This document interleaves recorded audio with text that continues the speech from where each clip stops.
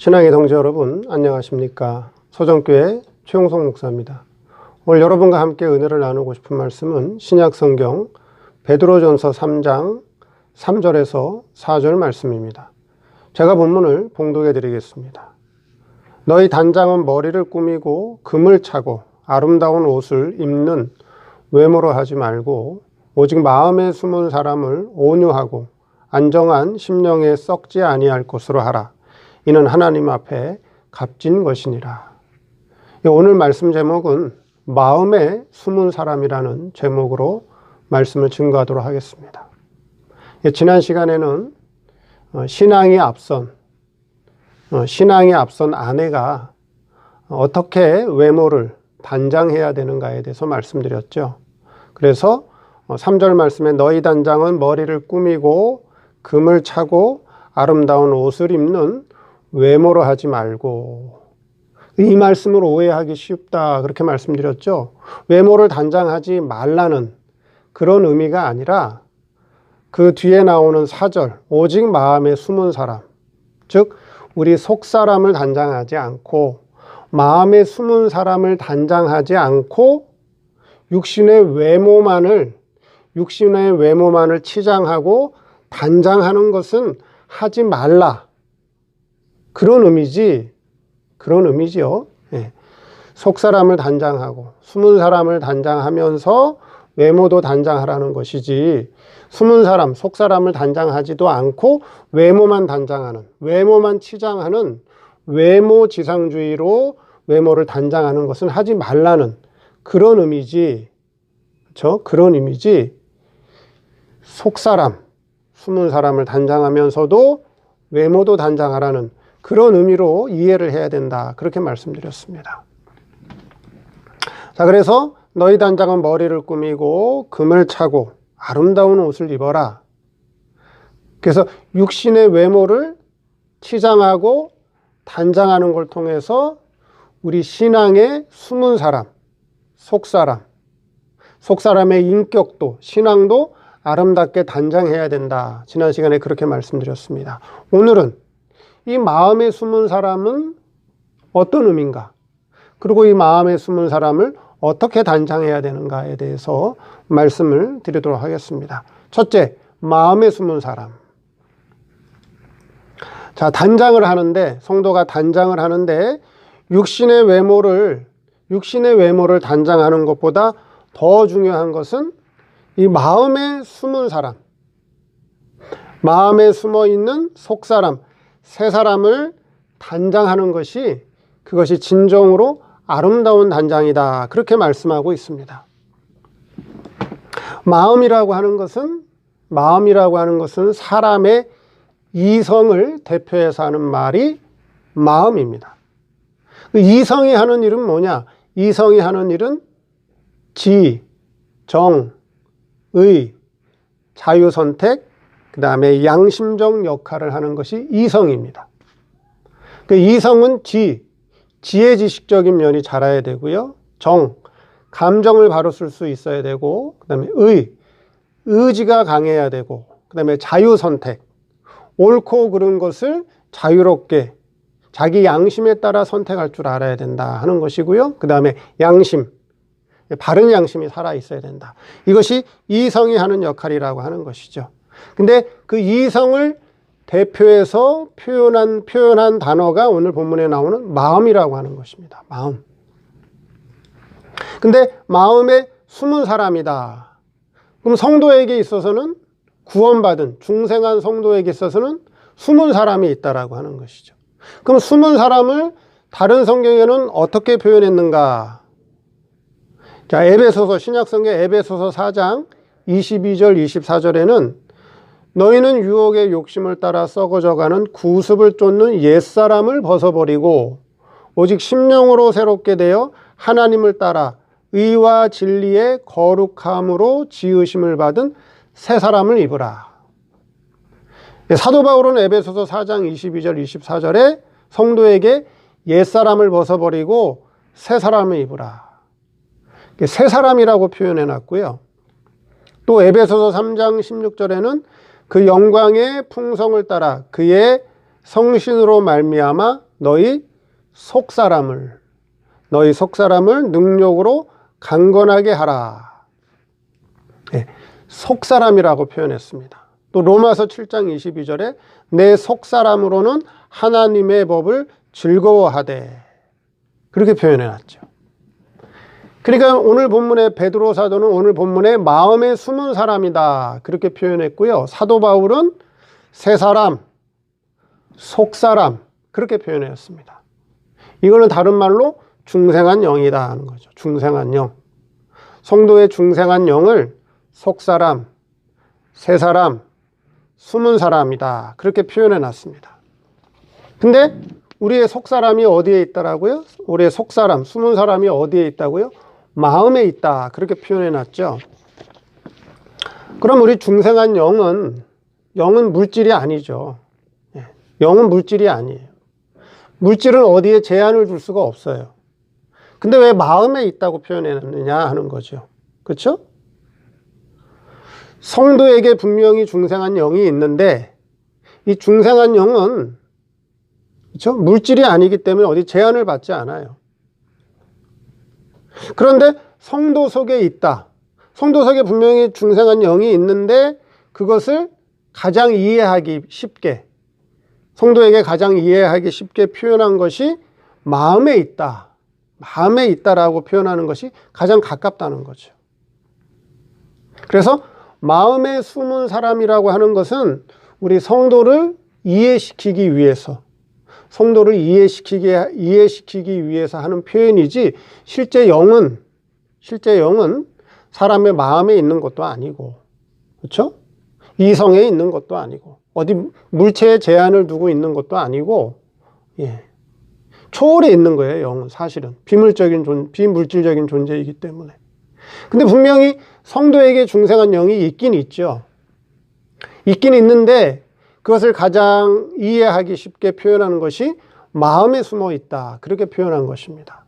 그리고 마음에 있다라고 하는 것은 이제 뒤에도 나오지만은 하나님께서는 중생한 성도의 이 마음, 이성을 이용해서, 이성과 몸을 이용해서 중생한 영을 길러가기 때문에 마음에 있다, 그렇게 표현한 것이다 하는 것이죠. 자, 그러면 뭐라고 표현했느냐? 너희 단장은, 오직 마음에 숨은 사람을 온유하고 안정한 심령에 썩지 아니할 것으로 단장하라. 그러면 우리 중생한 영, 우리 성도가 우리 중생한 영을, 중생한 새 사람을 단장할 수 있나요? 우리 성도는 육신의 외모를 단장할 수는 있죠. 그렇죠? 머리를 자르고 파마를 하고 염색을 하고 화장을 하고, 아까 본문에처럼 금은 보물, 폐물을 차기도 하고 아름다운 옷을 입는 외모를 단장할 수는 있어요. 그 다음에 마음을 단장할 수 있죠.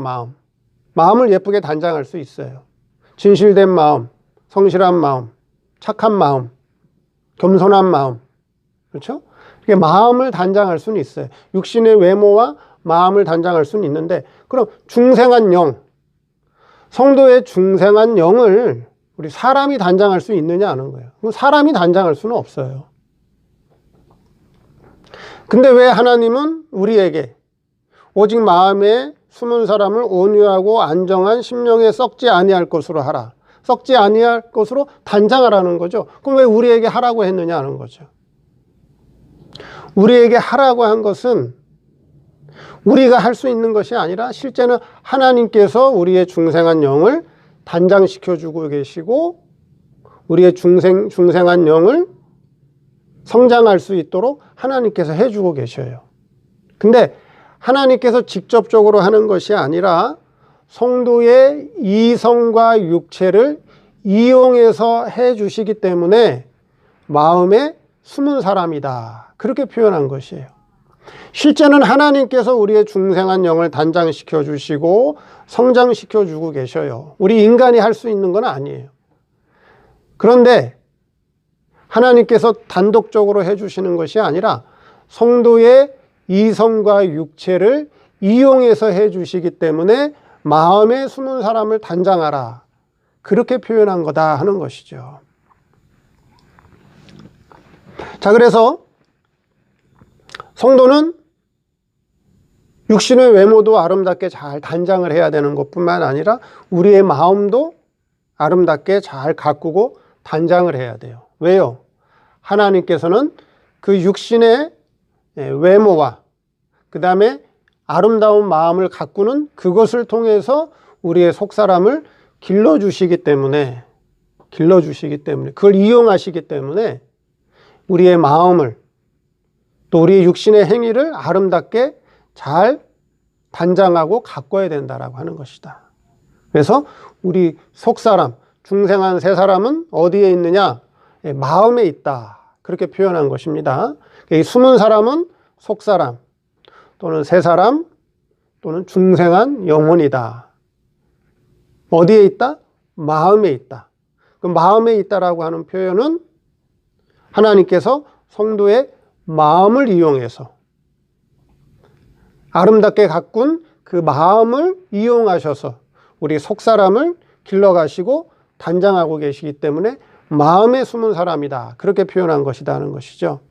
두 번째, 숨은 사람을 어떻게 기르는가? 숨은 사람을요, 온유하고 안정된 심령으로 가꾸어라. 우리의 마음에 있는 숨은 사람을 어떻게 가꾸어라? 온유하고 안정된 심령으로 단장하라. 가꾸라 하는 것입니다. 그 온유라고 하는 의미는 뭐예요? 온유는 한문의 뜻은 말 그대로 한문의 뜻은 뭐죠? 따뜻하고 부드럽다는 뜻이에요. 온유라고 하는 것은 따뜻하고 부드럽다. 헬라어 뜻은 뭐냐? 헬라어 뜻은 겸손하고 온순하다는 뜻이에요. 그러면 우리의 마음을 어떻게 가꾸라는 거죠? 우리의 마음을 겸손하고 온순한 마음으로 가꾸라는 거예요. 교만하지 않고 잘난 체 하지 않는 마음, 그리고 겸손하고 온순한 마음을 가지라는 거예요. 겸손한 마음이 뭐예요? 겸손한 마음은 자기를 낮추고 다른 사람을 나보다 낮게 여기는 것이 겸손한 마음이에요. 그와 반대로 교만한 마음은 뭐죠? 자기를 높이고 다른 사람을 낮게 보는, 다른 사람을 무시하고 업신여기는 것이 교만한 마음이에요. 온유한 마음을 가지라. 겸손한 마음을 바탕으로 해서, 그렇죠?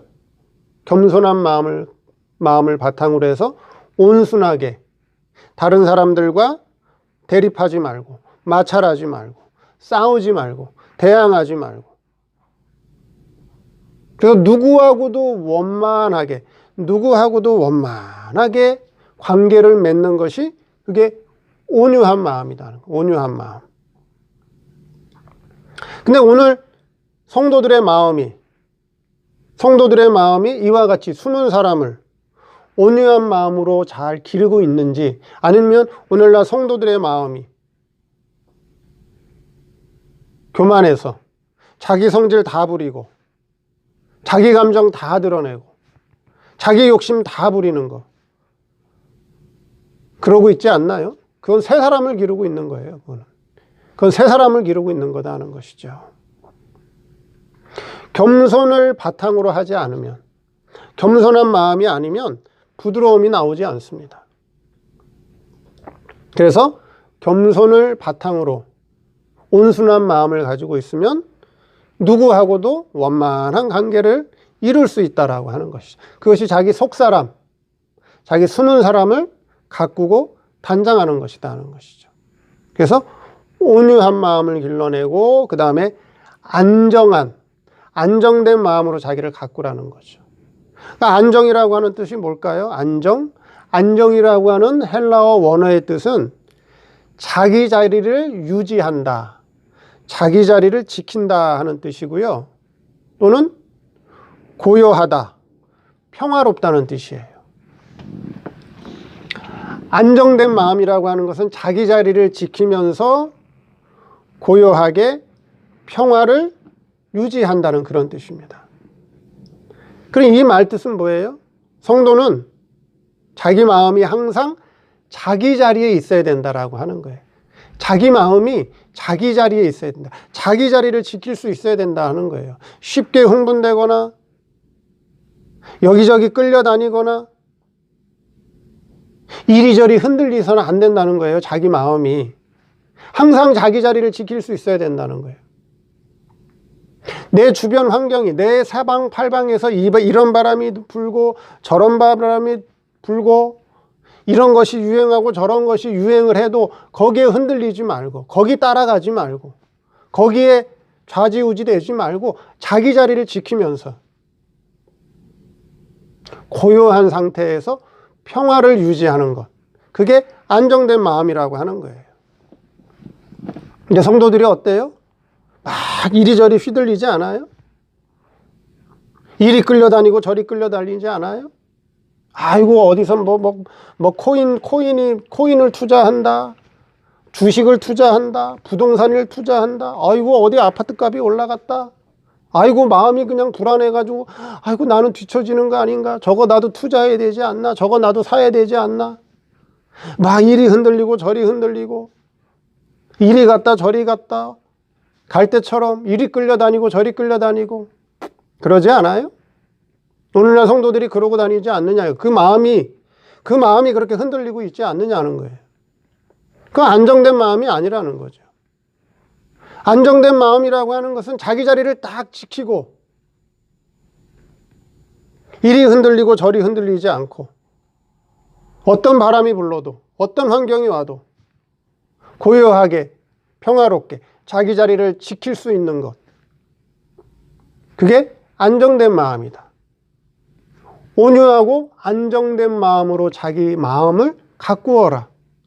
자기 마음을 단장해라. 하나님께서는 그러한 온유하고 안정된 마음을 통해서 그것을 이용해서 우리 속사람 숨은 사람을 길러주고 계신다 하는 것이죠. 자기 마음이 지금 어떤가 잘 살펴보시기 바랍니다. 이리저리 흔들리지는 않는가, 이리저리 갈 때처럼 이리 휘둘리고 저리 휘둘리지 않는가, 자기 마음을 잘 살펴보시기 바랍니다. 자, 그 다음에 마지막으로 세 번째,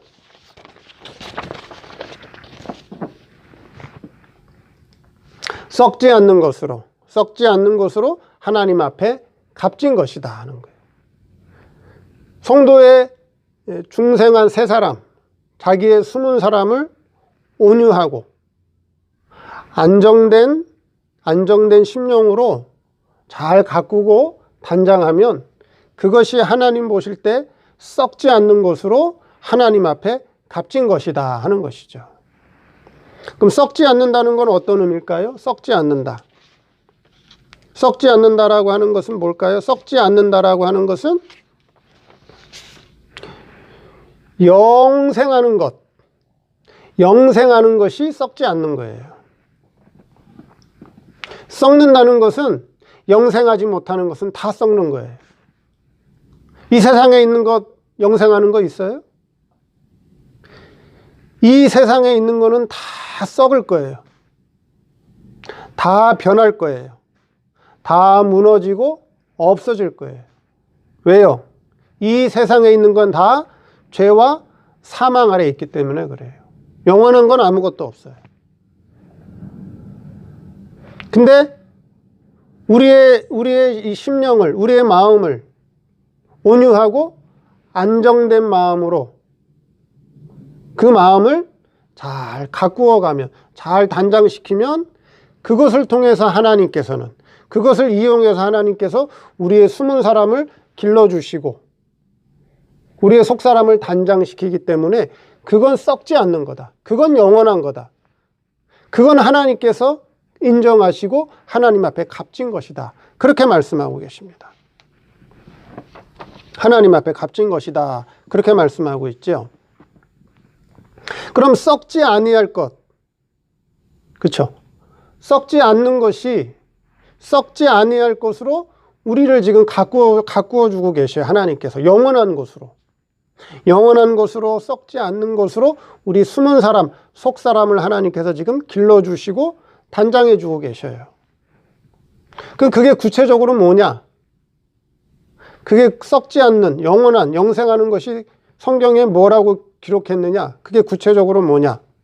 로마서 8장 29절에, 신약 성경 로마서 8장 29절에 하나님이 미리 아신 자들로 또한 그 아들의 형상을 본받게 하기 위하여 미리 정하셨으니 이는 그로 많은 형제 중에서 맏아들이 되게 하려 하심이니라.